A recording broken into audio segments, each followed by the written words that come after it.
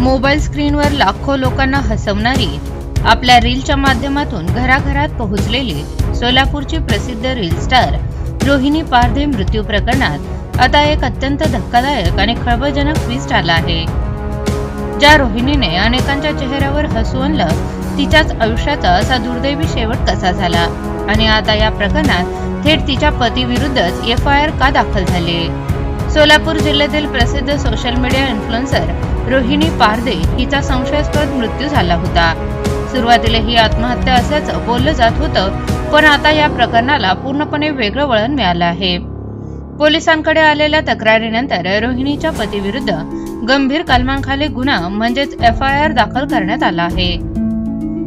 यामुळे संपूर्ण सोलापूर जिल्ह्यात आणि सोशल मीडिया विश्वात मोठी खळबळ उडाली आहे. रोहिणीच्या नातेवाईकांनी तिच्या पतीवर अत्यंत गंभीर आरोप केले आहेत. नातेवाईकांच्या मते रोहिणीच्या वैयक्तिक आयुष्यात बऱ्याच काळापासून वाद आणि छळ सुरू होता. हा केवळ आत्महत्येचा प्रकार नसून यामागे काहीतरी मोठा घातपात असण्याची शक्यताही नातेवाईकांनी वर्तवली आहे.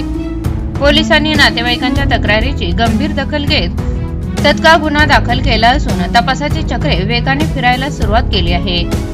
आता सर्वात मोठा प्रश्न हाच उपस्थित होतोय की हा खरंच घातपात आहे की रोहिणीला आत्महत्येस प्रवृत्त करण्यात आलं?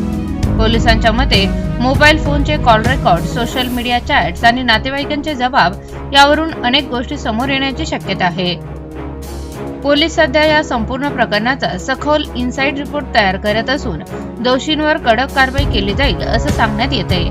लाखो चाहत्यांना रडवून गेलेल्या रोहिणीच्या मृत्यूमागचं खरं कारण लवकरच समोर येईल अशी आशा आहे. या संपूर्ण प्रकरणावर तुमचं काय मत आहे? आम्हाला कमेंट करून नक्की सांगा. अशाच ताज्या आणि खळबळजनक अपडेटसाठी आमच्या PPR न्यूज चॅनलला लाईक, शेअर आणि सबस्क्राईब करायला विसरू नका. धन्यवाद.